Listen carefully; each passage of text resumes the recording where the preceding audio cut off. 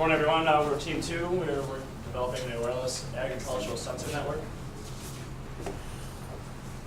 Our project is sponsored by the United States Agency for International Development. Our sponsor is Dr. Eric Goodman. Our facilitator is Dr. Tong Tong Lee. I'm Scott Oliver. I'm an electrical engineer. I'm Anthony Bird, computer engineer. I'm Paul Solomon, I'm electrical engineering. I'm Jennifer Byford, I'm electrical engineering. Andrew Warner, electrical engineering also. So just a little general what we're going to be going over. We'll begin with a little background on our program, go over our design constraints, give you an idea of some of our conceptual designs, and finally give you our proposed solution and implementation of what we will be developing and what we'll be taking over to Tanzania at the end of the semester. So our program is a little bit, our project is a little bit unique than the other ones because it's kind of a continuation of a program that's been going on for now 6 years. Previous groups from MSU have been involved in the Arusha region of Tanzania, where they've been installing anything from solar electricity to adding computers and even establishing some internet capabilities. There's a need for agricultural technology in Tanzania because traditionally the Maasai people that reside there have been nomadic, and just recently they've kind of settled down to where they're living in established permanent environments. So there's the need for agricultural technology is the resources for irrigation and for fertilization are scarce. So any way they can save any money or just be more efficient with what they're doing can greatly benefit them economically. Like Scott was saying, we're focusing on the agricultural side, and so our project itself is going to be sensing the irrigation levels and fertilization levels of a field near a school in the Arusha region. And the project itself is making a mobile ad hoc wireless network that will be able to communicate from the soil sensors to a central hub. Now, it's mobile, meaning that the sensors can be moved and placed in various places in the field, and ad hoc, meaning that the user doesn't make the network, the sensors themselves make the network. And that's the Tanzanian flag. So this design has some requirements. The enclosure needs to be robust. These sensors and the nodes will be outside, and they need to be weatherproof.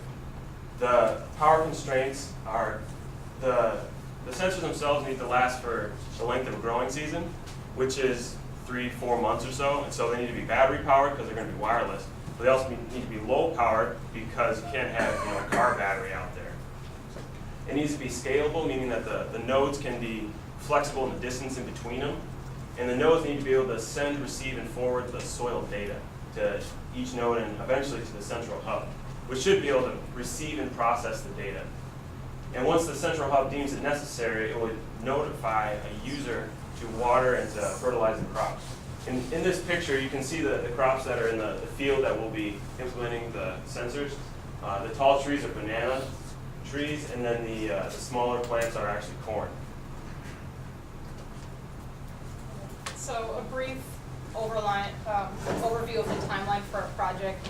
Our first phase is just doing a lot of preliminary research into our design constraints and trying to figure out what parts we need. And then the next phase, which is a phase we're in currently, is trying to build a test network with the wireless solution we've chosen, and also to get some basic functionality from the hub solution we've also chosen to get the data from those nodes. The next stage would be to add the soil sensoring into it, and also to develop more of the GUI that an end user would look at. And then the final stage would be having a finalized design, including the packaging, the power solution, all of that, and if we have extra time, consider some of the delighters for our product. Okay, so the thing really consists of 4 major components: the wireless network itself, the ad hoc network, like Andrew was saying, the base station that processes all the information, the sensors themselves, and then also the structural enclosure. Like you were saying, with the robustness and things like that, we have to consider the structure, moisture, if there's flooding, if there's any damage to it, we have to consider that. For the wireless network itself, we're looking at 3 major protocols. The one we're going with primarily is the Zigbee one. As compared to the other 2, it's a lot more lightweight, lower power. It has a sufficient bandwidth for what we're doing. We're not really sending a whole lot of data to each of the sensors and to the main hub. And so it really is the obvious choice. A lot of these are either way too heavy in the sense that they take too much memory just to even carry the protocol itself.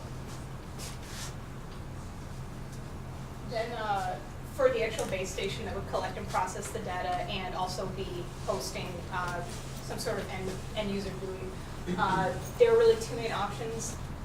One, which is the one we're going to continue with, is having using a Raspberry Pi that would be hooked up to a Zigbee node that would gather all the data. Raspberry Pi is kind of like a very small, low-power, flexible computing solution, so it's something that fits all of our needs. One of the other options would be to use one of the existing computer stations there. The school we're going to does have working internet and computers, but we can't be sure that whatever sort of program we make to grab this data, process it, and then display it nicely is going to work, because we can't test it before we go there. So doing this is a low-cost way for us to know we have something that works when we're going there. One of the other tenets of our project was not only to sense soil moisture, but to sense its fertility, to give some sort of indication when a user might need to fertilize. And as we did some research into this, we basically found there's nothing you can sense in soil, will sense or detect, that directly correlates to its fertility or an end user's need to fertilize.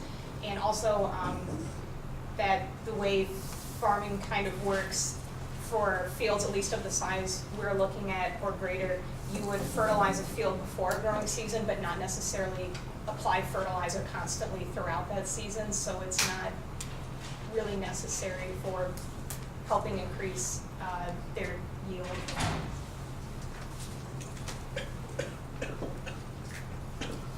Alright, so one of the things you can measure is soil moisture with some commercially available sensors. We looked at a few different options of what kind of sensor or how we wanted to do this. These two top ones up here are commercial sensors available. One's the Vegetronics. It's a soil moisture sensor. It's inexpensive. It senses soil conductivity, so you stick it in the ground and it brings back an analog signal that we could use to detect the moisture level in the soil. The other one here, it's another commercially available one, Decagon. Again, it does the same thing as this first one, but it's more expensive. It's maybe around 3 times as expensive. And one of the final ways we thought about doing this is maybe just to build our own sensor. Detecting soil moisture is a pretty basic principle. It measures conductivity in soil and resistivity. But we decided that this is going to take too much time, and we won't be able to measure soil nitrogen levels like we wish to. The next main component is what this thing is going to look like and what it's going to be encased in. It has to be waterproof, and it has to be durable. It will last for 3 months. The design we have come up with right now is a waterproof enclosure with some modular components. The idea is there's one big base station on top with a soil sensor that goes down and buried into the ground. This is the best, but it's the most flexible. If the soil sensor goes bad, it can easily be taken out and replaced. The other option was to do kind of an all-in-one design where we stick the whole thing in the ground. It's an okay design, but the problem was it wasn't as flexible. If parts were broken, it may be more difficult to fix. So this is just a more detailed look at our number one design option here. Again, it's the waterproof enclosure that keeps it protected from the elements. And then it's got these legs that keep it off the ground, but still stable, so it's not going to move. Again, it has to be there for 3 months in the soil and the elements in Tanzania. And then this is the moisture sensor that, again, is buried into the ground and then connected via wire up to that base station. So this kind of gives an overall look of what all these kind of components work together. At the top here in this blue box is kind of the base station and its various functions. There'll be a power supply in there, and that's where the Raspberry Pi will be included.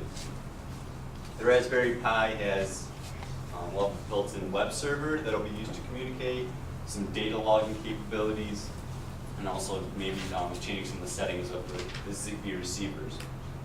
Now the Zigbee receivers will go across all the additional sensor nodes. 6 to 10 sensors is what we're thinking.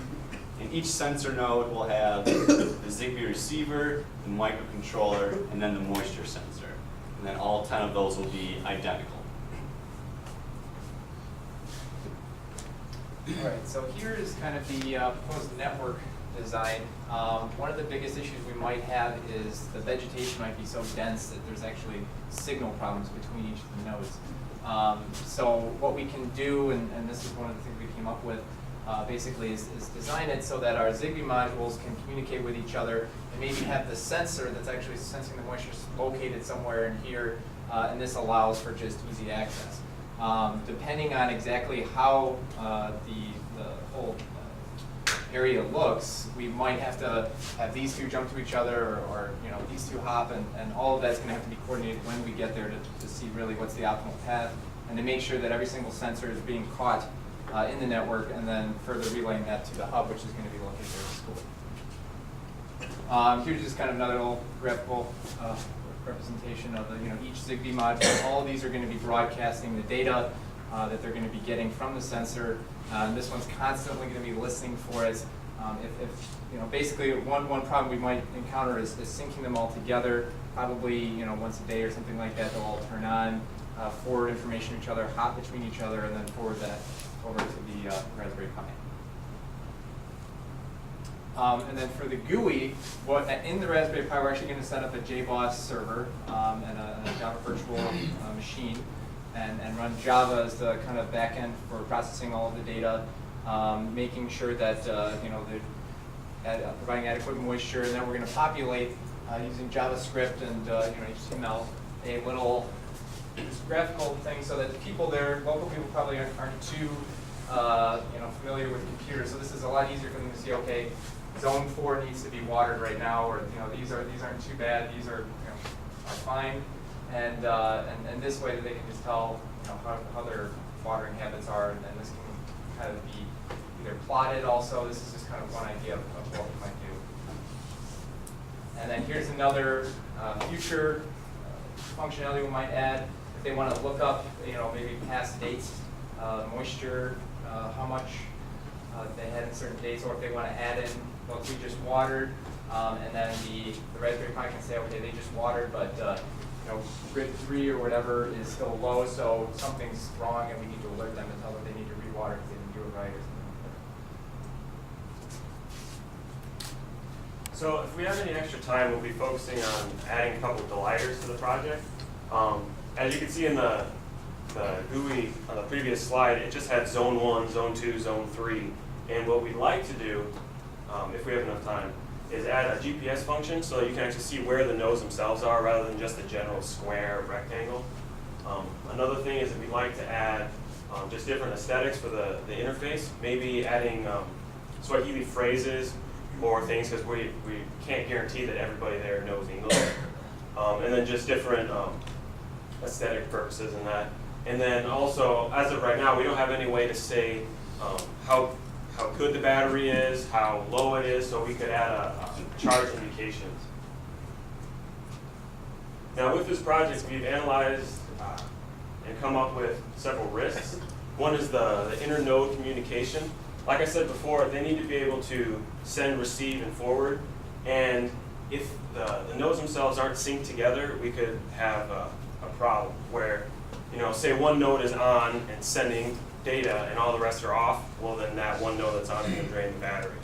And if the other ones are all on and the one is off, then the information won't be received and the table won't be up to date. Another is we need to alert the user, and we need to make sure that the medium we choose is one that they have. Here we have email, cell phones, you name it, we got it. But there we're not sure exactly what they will have. Whether they have access to email, or whether they have cell phones, or what exactly we need to do. Also, there's two things about the casing. We need to be able to sense the moisture, but we also need to be able to keep it out of the casing. Because if the moisture gets into the circuitry at all, it could ruin the circuit. And then with the casing itself, we need to make it easy to find, because it's going to be in a field, but we also need to make it so that people won't want to steal it if that arises, or animal or insect damage. We asked Dr. Goodman if there's a possibility an elephant could step on it, and he said, well, maybe. And so if we can, we'll make it elephant-proof, but we'll do our best at that, at least. So here's just a general overview of our budget to date. We haven't purchased anything necessary. You know, a lot of our costs depend on how many sensors we're going to go in with. You know, so you can see that every time we add a new sensor, that's an extra $30 for a moisture sensor, an extra $10 for a ZigBee module. The Raspberry Pi, you know, we only need one of them, so that's a relatively low cost. But just the added cost of more, you know, more batteries, more casings, more PCBs, it all could add up very quickly. So the goal is to minimize the amount of sensors we actually need for this project. And then just to recap, we will be developing a system of wireless sensors that will, you know, grab moisture sensor data from a field, and it'll relay it back to a central hub, which will be processed by the Raspberry Pi, and eventually, you know, sent to our GUI interface, so that a user of the side people can, you know, take that data and hopefully, you know, put it to use, be able to become more efficient, more productive with their overall, you know, their farming, with their general yield, and just their entire process in general of how they go about their farming. Questions? Thank you.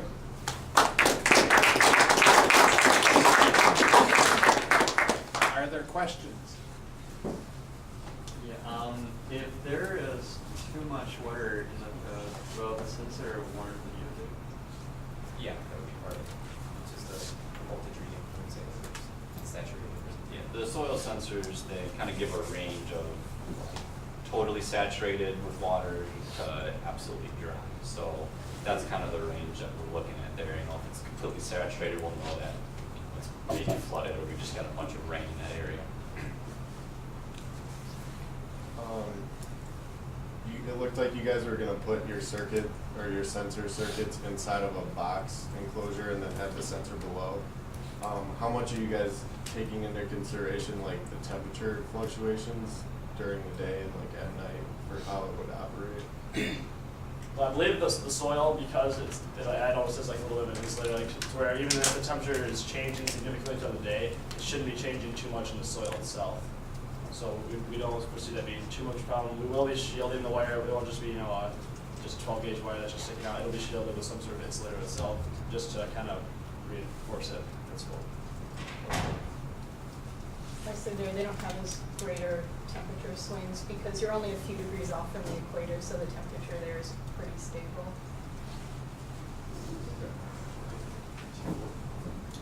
How far apart do you expect these nodes to be? Do you have any indication of that yet?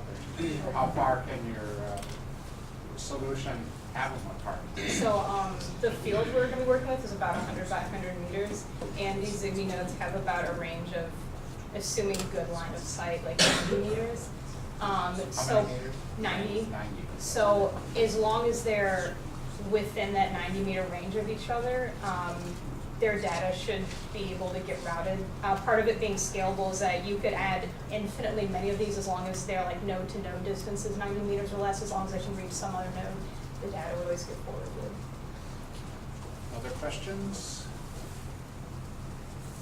I have another one. Okay. What is the plan for testing here before you go? Are you gonna get a bunch of potted plants or something? Yeah, actually, we're considering either potted plants or people that we know that have, because a lot of us are from the Michigan area, people we know that have farms or like large plots of land that you could just stick them out there for a week and see what happens.